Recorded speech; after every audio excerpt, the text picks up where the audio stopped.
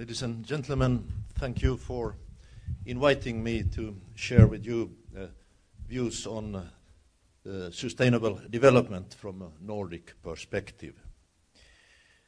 Allow me to start by saying a few words about Nordic cooperation, just to be sure you are on the map.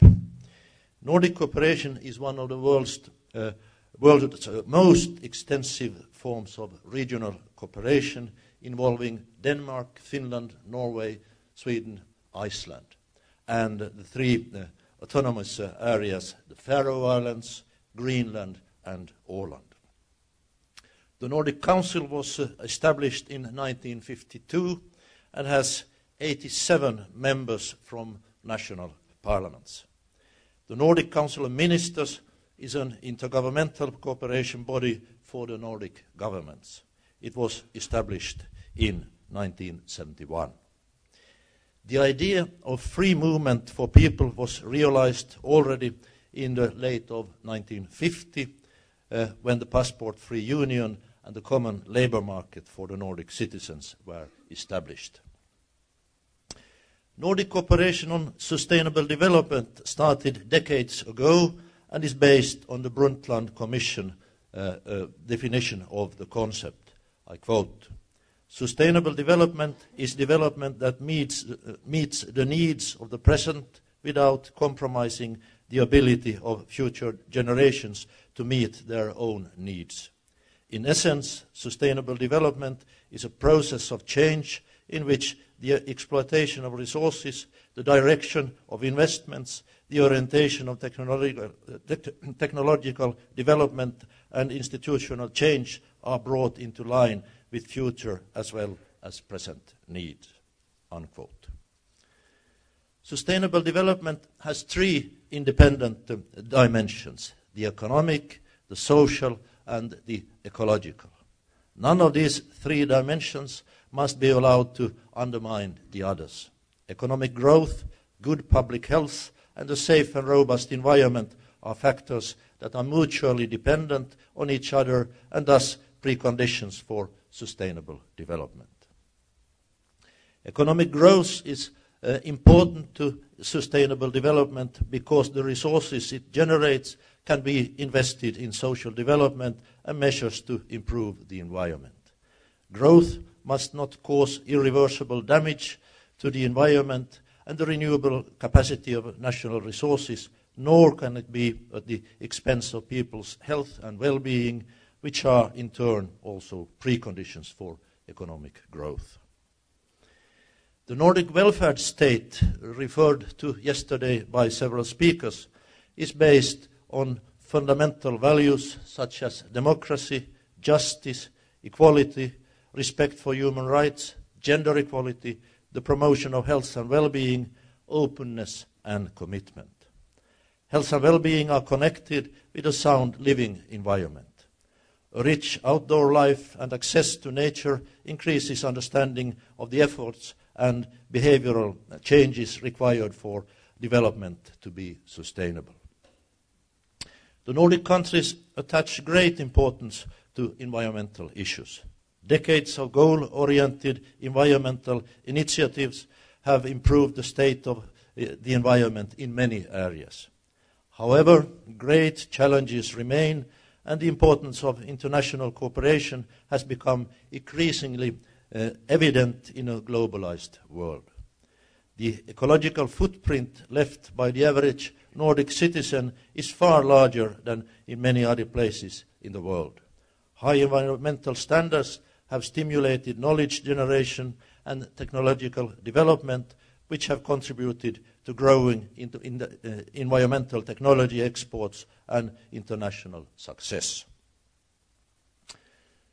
Before going deeper into details, let us have a look at how the Nordic countries have coped in a global context based on international studies conducted by non-Nordic institutions. As far as international competitiveness is concerned, all the Nordic countries are ranked in the top 10. Likewise, all the Nordic countries feature in the top 10 of Global Creativity Index. When focus is on technological development, the Nordic countries again perform excellent. 4 are in top 10. Norway is the odd one out. Oil and gas are good compensations, I think. If you had to identify a single reason for Nordic success, it would have to be education and training. And if you want to expand the list, you would have to add education and training, and even more education and training. According to the OECD's PISA study, education and training is at its best in Finland. Closely linked to education and training is investment in research and development. Measured as a percentage of GDP, the 15 longest-standing members of the EU invest an average of 2%. Sweden is top among the Nordic countries with 4.2, followed by Finland 3.5, Iceland 3.1, and Denmark 2.6. 2 other international comparisons are worth mentioning, as they represent a paradox, the Nordic Paradox, in relation to the ones already mentioned. The first is tax burden. Denmark, Sweden, and Finland top the table in that order, as far as tax burden is concerned. Norway is on 7th place, Iceland 19th. The second concerns sustainable development. Also here all the Nordic countries are in the top 10. The paradox is that historically a high level of international competitiveness has been considered incompatible with either high taxes or sustainable development. It is usually the case that the more an economy grows, the more national resources are consumed, both in absolute and relative terms. The Nordic countries have succeeded in decoupling, which means that the economy is growing faster than the use of national resources. As you can see from what I just said, the Nordic countries are well on track concerning sustainable development. But more has to be done so that not only present but also future generations can be guaranteed a safe, healthy and dignified life. The principle of precaution, the principle of manufacturer responsibility, the principle that polluter pays, and the substitution principle will be guiding principles for the future work, as will the increased internationalization of internalization of external costs in the price of products. These goals and principles regarding sustainable development shall continue to be integrated in the work within all sectors of society and in relation to relevant international processes. Now, after this general presentation of Nordic cooperation on sustainable development, I will concentrate on climate change and energy. Global climate negotiations, research and innovation, energy efficiency, and the increased use of renewable energy sources are central themes in the Nordic climate work. The initiative to arrange COP15 in Copenhagen is one good example of a Nordic contribution to global negotiations. All of the Nordic countries make intensive use of renewable energy. Iceland comes top, producing more than 70% of its energy from renewables, followed by Sweden with 60%, Norway 30%, Finland 25%, and Denmark 15%. This compares with about 7% in the EU 15%. Although the use of renewable energy differs in each Nordic country, it generally plays an important role. Hydropower accounts for more than 50% of electricity production, mostly in Norway, Iceland and Sweden. Biomass accounts for 3% of electricity production and wind power for 1%, almost all in Denmark. Biomass generates 34% of heat production, mainly in Sweden and Finland. To date, renewable energy has played a negligible role in transport. Transport accounts for between 18% in Finland and 31% in Denmark of final energy consumption, which is why fossil fuels remain an important energy source. This situation will change with the expansion of fuel production based on biomass and electricity. In spite of their distinct differences, the Nordic countries share some similarities in terms of energy. In all of them, demand for energy is expected to rise by about 0.5% per year unless special measures are taken. Renewable energy sources play an increasing role in all of the countries, and this role will continue to grow.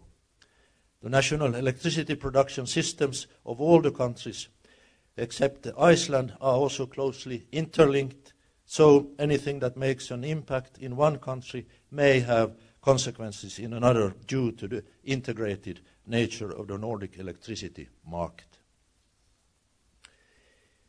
The main challenge, as well as the main potential for reducing global warming, lies in greater energy efficiency.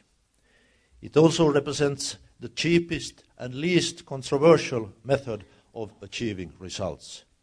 Every individual, you and me, is capable of making an effective contribution, for example, by walking or cycling instead of driving wherever possible. It's good for us and it saves money. Reducing our central heating, I'm now talking about the northern part of Europe, by 1 to 2 degrees at the coldest time of the year. Switching off the TV and other electrical appliances instead of leaving them on standby. If everyone in the Nordic region did this, the impact would be huge and would be even greater if it was extended to the whole of the EU. Making sure that our homes are well insulated, not installing direct electric heating on its own in newly built homes. Shopping locally and choosing local produce, just to mention some.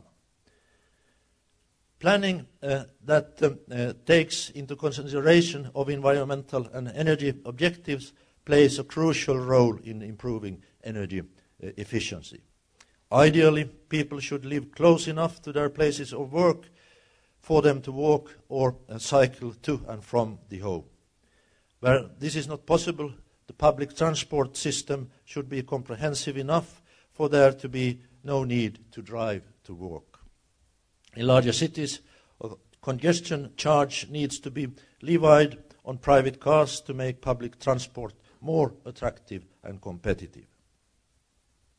Energy production should pursue the following objectives. First of all, the proportion of renewable energy should be increased.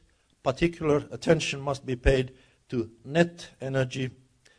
That means that the production of renewable energy must not consume as much or even more energy than is finally produced. Secondly, the production of renewable energy must not compete with production of food. Thirdly, energy supply must be as secure as possible and as domestic or Nordic as possible. To achieve these objectives will require enhanced Nordic cooperation in research into renewable energy and environmental technology. Further Nordic cooperation will also be needed to commercialize and export the new technologies. Now, what opportunities are available to radically increase the proportion of renewable energy produced in the Nordic countries? And what attitude should the region adopt to nuclear power? Nuclear power is not renewable, but it does produce virtually zero emissions.